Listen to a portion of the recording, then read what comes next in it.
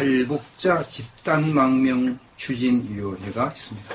탈북자, 북한에서 탈출한 분들이죠.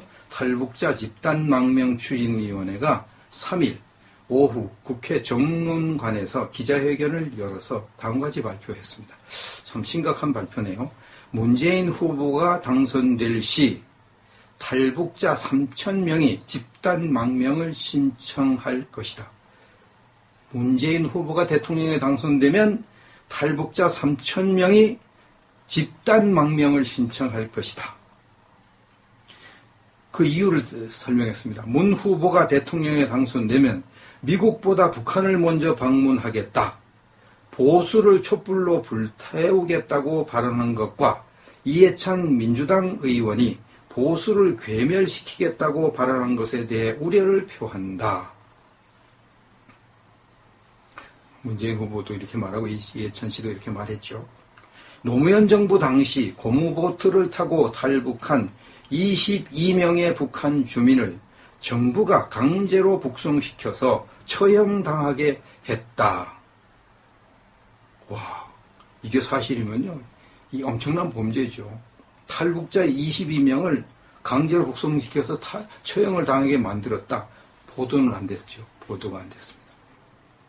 노무현 정부가 중국 공안과 북한 보위부가 중국에서 활동하던 탈북자들을 대거 검거해서 북송시키는 데 크게 기여했다. 탈북자들은 이렇게 주장을 합니다. 중국에 탈북해 있는 사람들을 중국 공안과 노무현 정부가 합세해가지고 이제 정보를 아니까 다 알려줘가지고 북한에 돌려 보내서 고통을 받게 했다. 이렇게. 노무현 정부가 북한 인권에 대해 무관심했으며 북한 입장에 동조했다. 문 후보가 당선되면 생명권 확보를 위해 한국을 떠날 수밖에 없다.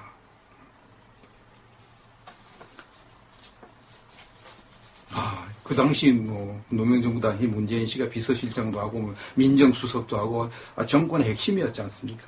응?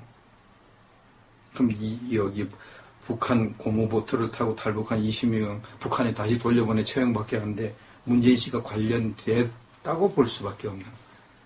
그래서 그렇게 지금 의심을 하고 있는 겁니다. 북탈북자들은, 탈북동포들.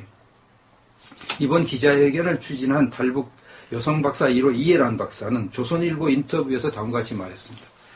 탈북자와 북한 주민들은 노무현 정부 당시 고무보트를 타고 탈북한 22명의 북한 주민을 정부가 강제로 북송시켜서 처형당하게 한 사건을 대부분 알고 있다. 탈북자와 북한 주민들이 이거 다 알고 있다는 거, 대부분. 우리만 모르고 있어, 우리만 보도가 안 됐으니까. 북한 소식통에 따르면 노무현 정부 때 탈북자들은 주민등록번호 식별 문제를 해결해 주지 않아서 2년여간 약 1,000여 명이 납치당했고, 이거 심각하네요. 이게 사실이면요. 주민등록번호가 탈북자들 표시가 되어 있는 번호를 그때 줘가지고 2년 동안 주민등록번호를 보면은 탈북자인지 아닌지 딱 드러나 버립니다. 그래가지고 1,000여 명이 납치를 당했다는 겁니다. 일개 보위부에서만 219명의 탈북자를 납치해서 처형하거나 정치범 수용소로 끌고 갔다는 믿을 만한 정보도 있다. 3,000명은 탈북자 인적 네트워크를 통해 비밀리에 모인 인원이고 공개적으로 모집하면 3만 명 탈북자 중 절반 이상이 모일 것이다.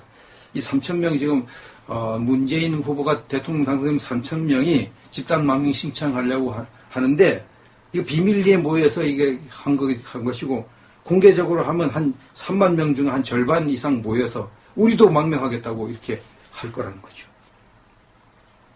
문재인 치하에서 사는 것이 겁나서 망명하고 싶다는 탈북자들 명단도 갖고 있지만 생명에 위협이 따르기 때문에 공개 못한다.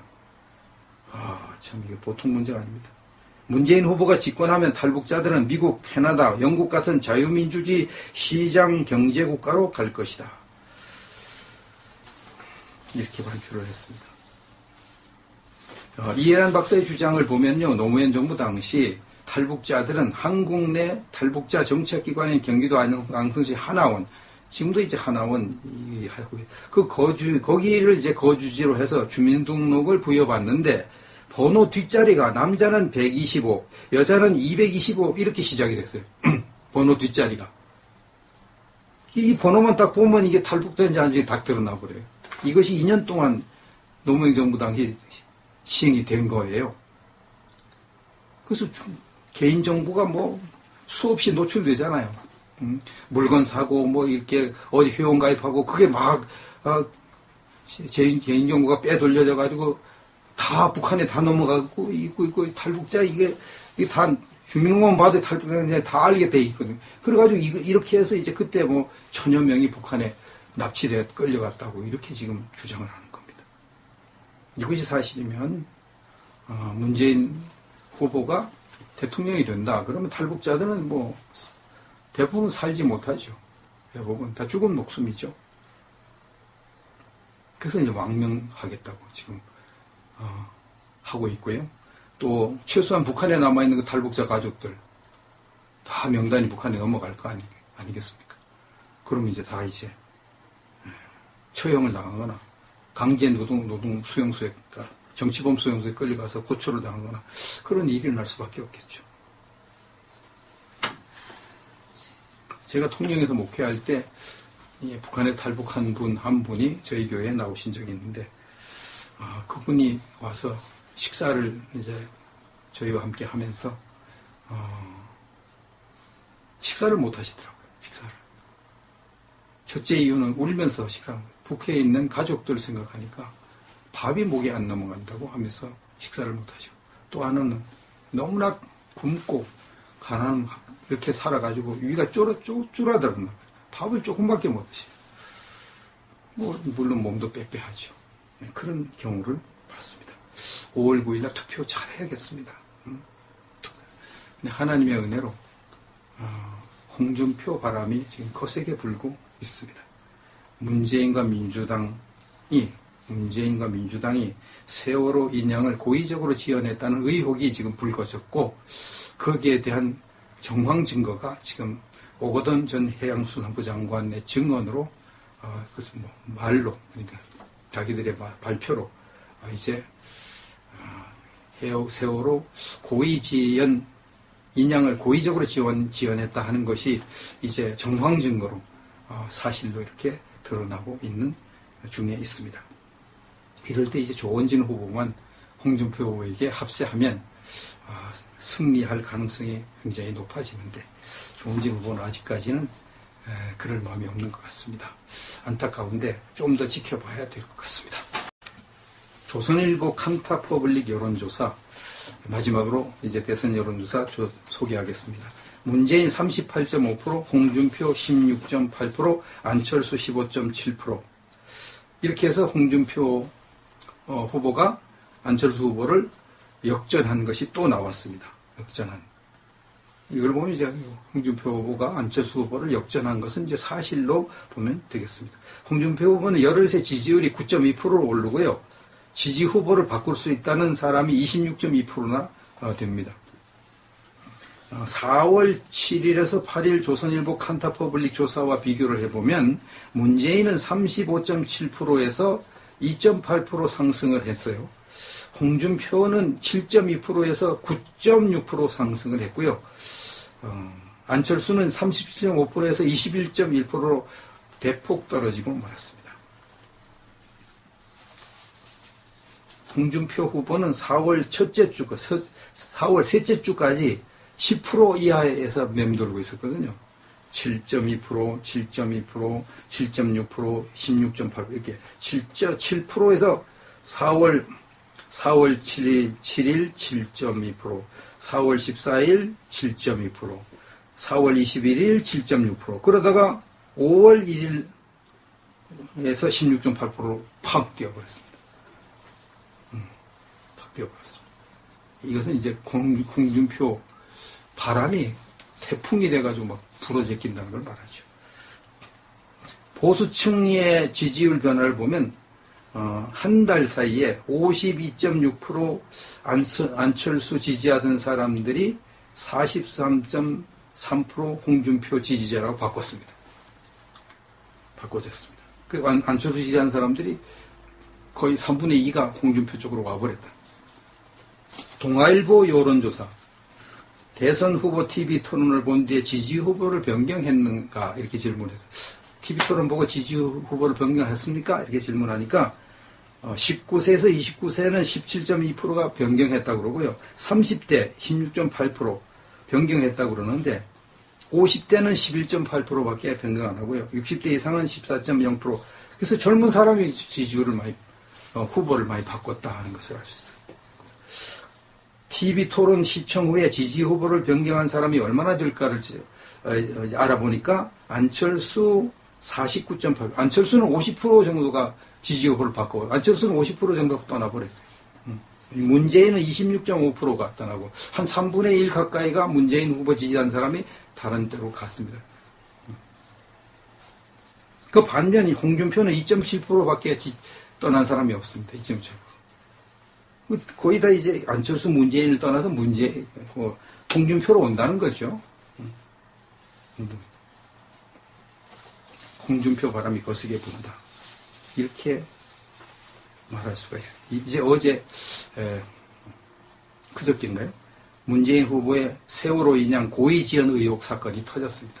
세월호를 고의적으로 3년 동안 인양하고 있지 않고 인양 못하게 하다가 자기 대선에 맞춰가지고 인양해가지고 자기가 얼마나 세월호 사람들을 이렇게 마음 쓰고 있고 도와주려고 애쓰는가를 부각시키는 그런 의혹이 있다. 이렇게 SBS 보도 터졌습니다.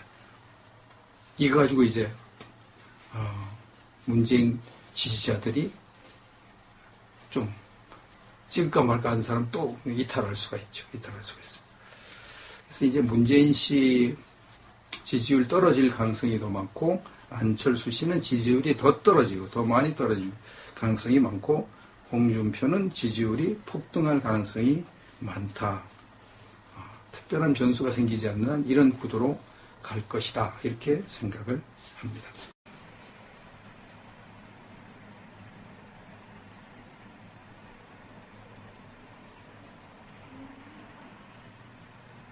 소식통에 따르면 노무현 정부 때 탈북자들은 주민등록번호 식별 문제를 해결해 주지 않아서 2년여간 약 1000여 명이 납치당했고, 이거 심각하네요. 이게 사실이면요.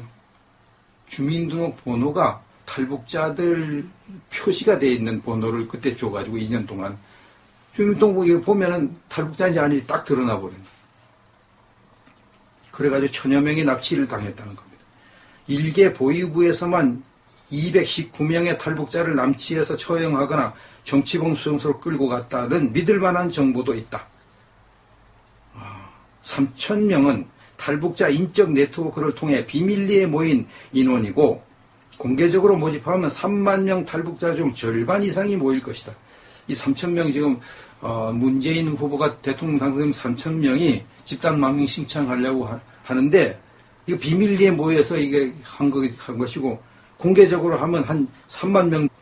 노무현 정부 당시 고무보트를 타고 탈북한 22명의 북한 주민을 정부가 강제로 북송시켜서 처형당하게 했다. 와, 이게 사실이면요. 이 엄청난 범죄죠. 탈북자 22명을 강제로 북송시켜서 처형을 당하게 만들었다. 보도는 안 됐죠. 보도가 안 됐습니다. 노무현 정부가 중국 공안과 북한 보위부가 중국에서 활동하던 탈북자들을 대거 검거해서 북송시키는 데 크게 기여했다. 탈북자들은 이렇게 주장을 합니다. 중국에 탈북해 있는 사람들을 중국 공안과 노무현 정부가 합세해가지고 이제 정보를 아니까 다 알려줘가지고 북한에 돌려 보내서 고통을 받게 했다. 이렇게. 노무현 정부가 북한 인권에 대해 무관심했으며 북한 입장에 동조했다. 문 후보가 당선되면 탈북자 집단망명 추진위원회가 있습니다. 탈북자, 북한에서 탈출한 분들이죠. 탈북자 집단망명 추진위원회가 3일 오후 국회 정론관에서 기자회견을 열어서 다음과 같이 발표했습니다. 참 심각한 발표네요. 문재인 후보가 당선될 시 탈북자 3,000명이 집단망명을 신청할 것이다. 문재인 후보가 대통령에 당선되면 탈북자 3,000명이 집단망명을 신청할 것이다. 그 이유를 설명했습니다. 문 후보가 대통령에 당선되면 미국보다 북한을 먼저 방문하겠다. 보수를 촛불로 불태우겠다고 발언한 것과 이해찬 민주당 의원이 보수를 괴멸시키겠다고 발언한 것에 대해 우려를 표한다. 문재인 후보도 이렇게 말하고 이해찬 씨도 이렇게 말했죠. 중 한 절반 이상 모여서 우리도 망명하겠다고 이렇게 할 거라는 거죠. 문재인 치하에서 사는 것이 겁나서 망명하고 싶다는 탈북자들 명단도 갖고 있지만 생명에 위협이 따르기 때문에 공개 못한다. 참 이게 보통 문제가 아닙니다. 문재인 후보가 집권하면 탈북자들은 미국, 캐나다, 영국 같은 자유민주주의 시장 경제국가로 갈 것이다. 이렇게 발표를 했습니다. 이해란 박사의 주장을 보면요, 노무현 정부 당시 탈북자들은 한국 내 탈북자 정책기관인 경기도 안성시 하나원, 지금도 이제 하나원 하고 거기를 이제 거주지로 해서 주민등록을 부여받는데 번호 뒷자리가 남자는 125, 여자는 225 이렇게 시작이 됐어요. 번호 뒷자리가. 이 번호만 딱 보면 이게 탈북자인지 아닌지 딱 드러나 버려요. 이것이 2년 동안 노무현 정부 당시 시행이 된 거예요. 생명권 확보를 위해 한국을 떠날 수밖에 없다.